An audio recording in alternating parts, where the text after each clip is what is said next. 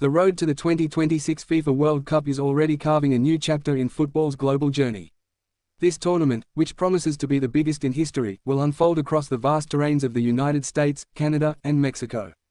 And now, as the qualification phase unfolds, familiar names are confirming their spots while history is being made by those who've waited decades for their moment. Australia were the latest to book their ticket. They went to Jeddah and faced a daunting challenge, a Saudi Arabian side needing a 5-goal win to qualify. It was a pressure cooker of a night, and it didn't start well for the Socceroos. Abdulrahman Al Abud gave the hosts the lead, and for a moment, tension rippled through the Australian camp. But then, Connor Metcalfe found the equaliser. And not long after, Mitchell Duke delivered the winner. It wasn't just a comeback on the scoreboard, it was a statement. The Socceroos are going to the World Cup. From the deserts of Saudi Arabia to the heartbeat of South America, the Giants continued to march forward. Brazil, led by the mercurial Vinicius Jr., secured qualification with a narrow 1-0 win over Paraguay.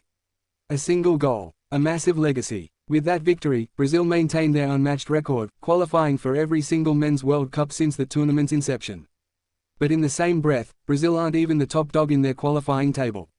That honor belongs to Ecuador. They held Peru to a 0-0 draw and in doing so, punched their ticket to 2026.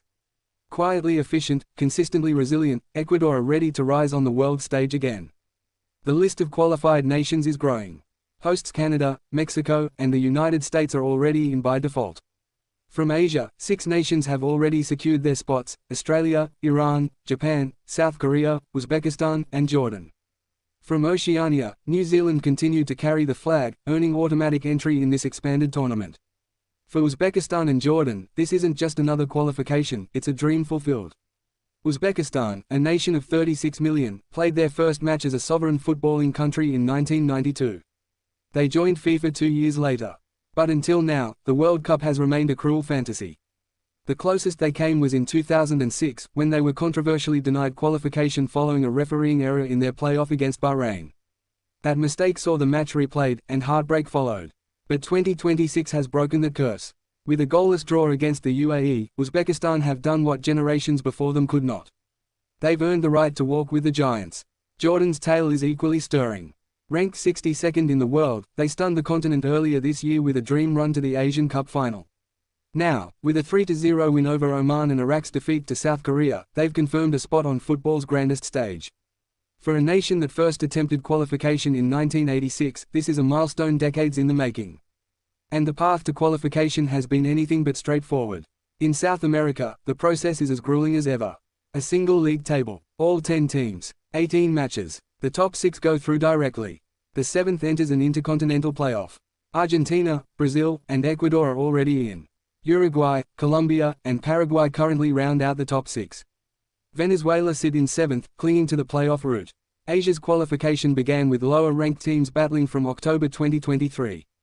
Now, in the third round, the top 2 from each group have made it. Japan, Iran, Australia, South Korea, Jordan, and Uzbekistan have secured their spots. But there's still hope for more. Saudi Arabia, Iraq, Oman, Indonesia, the UAE, and Qatar will contest a 4th round. 2 more Asian teams will emerge from that group, and 1 more will get a final chance in the Intercontinental playoffs. Africa's road is winding and intense. 9 spots are up for grabs, with 1 more via playoffs. Each of the 9 groups has 6 teams. The group winners go through. With 4 games remaining, Egypt, DR Congo, South Africa, Cape Verde, Morocco, Ivory Coast, Algeria, Tunisia, and Ghana are in pole position. But nothing is guaranteed in African qualifying. The runners-up from the groups are also fighting for survival. 4 of them will enter the Intercontinental playoffs. Every goal in every match now carries the weight of dreams and decades of preparation.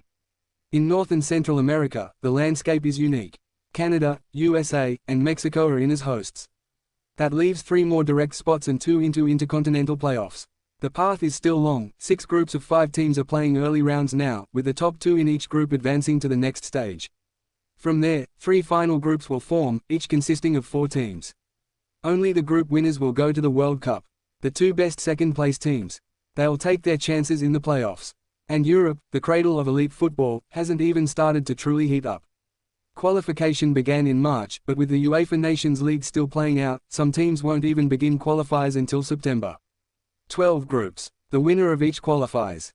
The runners-up, along with the best Nations League teams not already through, will contest playoffs for the remaining 4 spots. Unlike other confederations, Europe won't send any team to the Intercontinental playoffs. Their destiny is entirely their own. Then there's Oceania, often overlooked. But this year, New Zealand didn't just earn a playoff chance, they earned a place at the finals outright. Their 3-0 win over New Caledonia in the OFC final sealed the deal. With the expansion of the World Cup, Oceania finally gets a guaranteed seat at the table. New Caledonia, however, won't go home just yet. As runners-up, they advance to the Intercontinental playoffs in March 2026. There, they'll battle teams from Asia, Africa, South America, and North America. Only 2 of 6 will survive and join the others at the main tournament. And so, the picture of 2026 is slowly coming into focus. A tournament that promises to redefine football's reach. A stage where legends will be born and nations will unite. This World Cup will feature 48 teams. A first in history. More matches. More drama. More stories like Uzbekistan's heartbreak turned glory. More nations like Jordan, finally stepping onto the global stage. Football's power is in its unpredictability. In its ability to remind us that no nation is too small, no dream too far-fetched. From Buenos Aires to Tashkent, from Sydney to Amman, the road to 2026 winds through passion, history, and the kind of hope that only football delivers. And as the journey continues, one truth remains clear. This World Cup will be more than just a tournament, it will be a celebration of the world in all its diversity, ambition, and beauty.